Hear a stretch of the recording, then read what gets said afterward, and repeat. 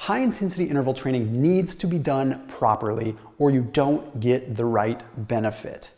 Zone 2 cardio is a little bit easier to do. It's harder to screw up, okay? But they each have their sets of benefits. However, when you look at the data, it becomes really interesting to see which one is actually better. And in the world of metabolic optimization, metabolic health, you have a lot of proponents of Zone 2. Dr. Peter Attia, huge on Zone 2 cardio. He really loves that Zone 2 cardio. So do I. I like Zone 2 as well. But I'm also a big HIIT guy. So I don't have any particular bias. So I wanted to look at this and say, well, which one gets us the better results, especially when it comes down to health, but also fat loss. So let's go ahead and dive in. We have some systematic reviews to look at and some really interesting data. So this first study, there was a systematic review and meta-analysis that took a look at 13 different studies. Okay, now these were all studies that took at least 10 weeks and looked at 3 times per week training with either high intensity interval training or moderate intensity, meaning Zone 2.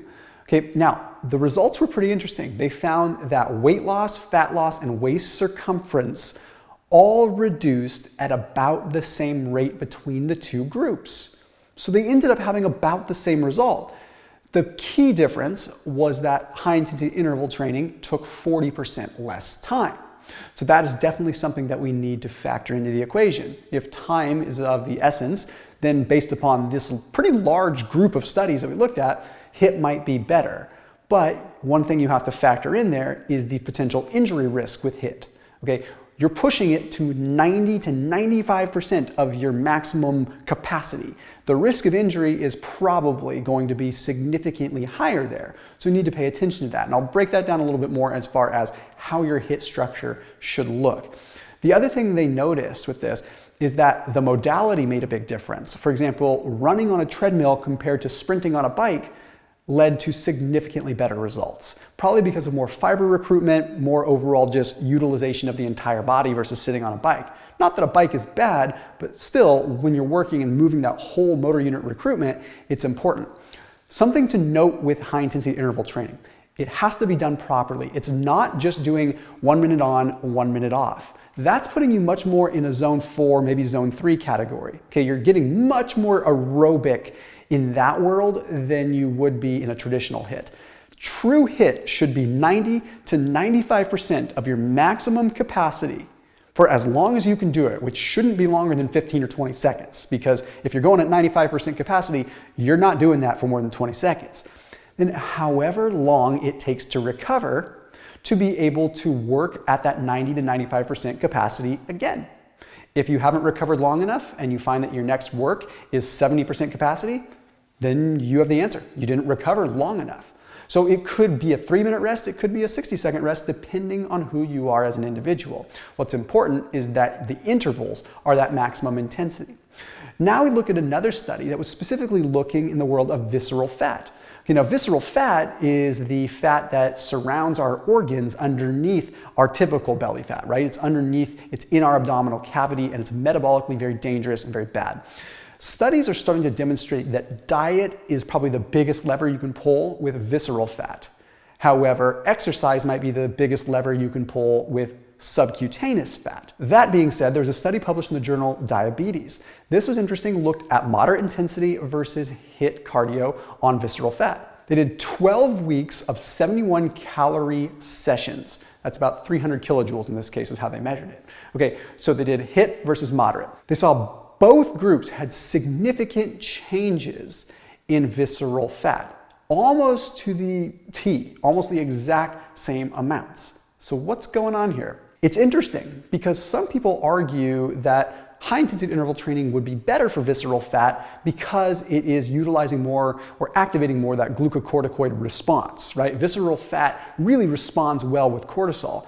But in a lot of ways, it responds negatively with cortisol. The more cortisol you have, the more the propensity for those visceral fat cells to actually store more fuel. So perhaps a higher level of stress isn't good for visceral fat. Although when we look at this data, it looks to be about the same.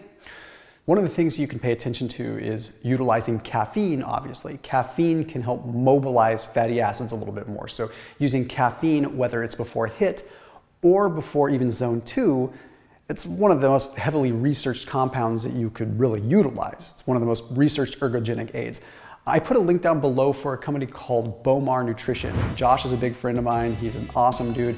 And this product they have is called Melt. And it's perfect for really wanting to tap into multiple different angles for fat loss when it comes down to mobilization and oxidation. So mobilization is where you're mobilizing fats out of the tissue into the bloodstream, and oxidation is where you're actually burning it. So fat burning is a two-part process, and Melt really works upon those pathways. They've got some interesting compounds in it. Not to mention they have taurine, which is heavily researched over the last couple of years as being a very powerful amino, but it also has rauwolfia in it, which can help with nerve responses as well. And this means that you're getting a little bit more out of your fat burning process because you're actually getting that contractile strength that you're really looking for.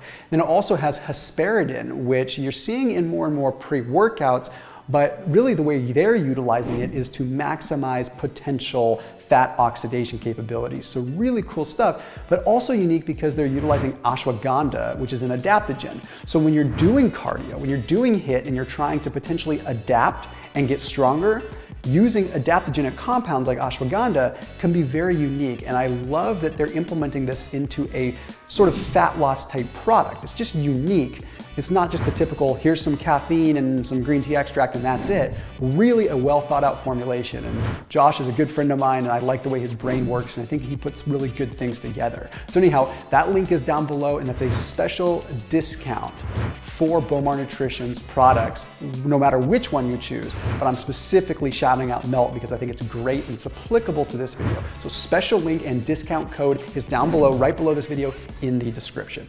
Now, one of the things I want to make sure people know that is exceptionally important is that anaerobic work, like high intensity interval training, will benefit aerobic activity. But aerobic activity doesn't as much benefit anaerobic. And I say that very carefully because aerobic activity still benefits your anaerobic moves. It still benefits that. Benefits your recovery, benefits fat oxidation, all these things that are good. But it's not an even two-way street. I would say anaerobic activity is a better supplement to aerobic work than aerobic work is to HIIT, if that makes sense. The other thing we have to remember is that high-intensity interval training increases capillary density, it increases mitochondrial density, and it increases oxidative enzymes. So what that means is when you do HIIT, it actually makes it so that you can potentially burn more fat when you do your zone 2 and zone 3. So what I'm getting at here is that HIIT is tremendously supplemental because it upregulates processes that make you better at using fat. I'm not talking about the metabolic overdrive. I think that's negligible. Oh yeah, you do HIIT and you end up having this metabolic burn that lasts for the rest of the day. Yeah, it's fun to talk about, but it's kind of negligible. I think what's more important is what you trigger inside your body enzymatically and the ability to leverage fuels better later on. Now let's jump over to cardiovascular benefits for a second. Now, the way in this case we can measure cardiovascular benefit is by looking at HIIT versus moderate intensity and impact on VO2 max. VO2 max is a pretty good way to look at cardiac fitness because VO2 max is your limiting factor. Like if you are no longer able to pump a lot of oxygen through the heart, you've reached your capacity from a cardiovascular standpoint. So VO2 max is a great way to look at that. So there was a study that was published in Biomedica, and it looked at HIIT doing 15 to 30 second high intensity intervals with however much recovery needed versus 40 minutes of 65 to 70% max heart rate moderate intensity work. This was interesting because in this case, they did find the VO2 max was fairly higher in the HIIT group. They did have a better improvement in cardiovascular fitness, but it was pretty small. It wasn't huge. It was enough to note, but not grandiose. What was wild though, is that the moderate intensity cardio had a pretty significant improvement on systolic blood pressure compared to HIIT. So this is interesting. So then we look at maybe from a health perspective, longevity perspective, reducing blood pressure might not be a bad thing. So maybe moderate intensity is good in that case. However, improving VO2 max and improving cardiac health is good too. What are we kind of getting at here? I'm starting to see that maybe we need to be doing both. We're going to get into it a little bit more because now we have to look at glucose management. Okay, on this channel, I talk about glucose control and glycemic control a lot, which is a very important piece. So how does HIIT compare to moderate intensity for postprandial glucose, like after you consume carbs? Well, here we look at a study that was published in the journal Applied Physiology, Nutrition, and Metabolism. A relatively small scale study, only like 10 participants, but it's still interesting. Okay, they did a series of kind of crossovers where subjects would eat food and not eat food and do HIIT versus moderate intensity, but I'm going to cut to the chase to make it simple. The long story short was that high intensity interval training had a pretty significant impact on postprandial glucose, like the carbohydrates, how much their blood sugar would go down after eating, compared to moderate intensity. Now, when you think about it, this makes sense. Okay, high intensity interval training is largely anaerobic. So you are having much more muscle fiber recruitment, and that's going to be much more of a glycolytic process. So yeah, of course, you're going to burn carbs more than if you're oxidizing fat in a 60 to 70% max heart rate range. The other thing that's interesting is because you're utilizing those carbs, you're draining carbs out of the muscle glycogen, which is going to create sort of a vacuum for the carbs that you had ingested. So when glucose is being brought out of the tissue into the bloodstream, it also does an inverse situation where glucose that is available, you basically going to have glycogen resynthesis happening at a little bit of a faster rate. Now there is also the question of that possible metabolic rate increase too, right? So if you do have that sliver of increased metabolism that happens after HIIT, then yeah, that's beneficial, and that could actually impact how you respond to carbohydrates, because in sort of a shock way, your body is sucking up glucose because the metabolism is still revving. What are we coming to with this? What should we do? If I had to give you a perfect ratio, I would probably say you should lean about 60% HIIT to 40% zone 2. But there's a big caveat.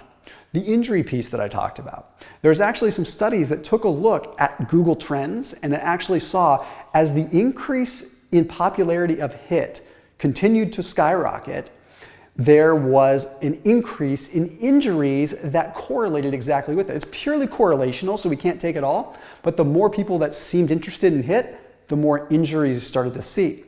So we do have to take that into consideration. So as a younger individual, HIIT could be very advantageous for metabolic health, but as you get older, perhaps that needs to be flipped on its head. So over the age of 50 or even 40, you may want to flip it the other way around. 40% HIIT, 60% zone 2. Personally, I've done some videos on this, I'm not the biggest fan of zone 3 and zone 4 as much, because zone 4 is a very gray area where you're not getting a lot of benefit like you would be with zone 5, and you're not getting the same fat oxidation that you would with like zone 2. I think zone 2 is the sweet spot.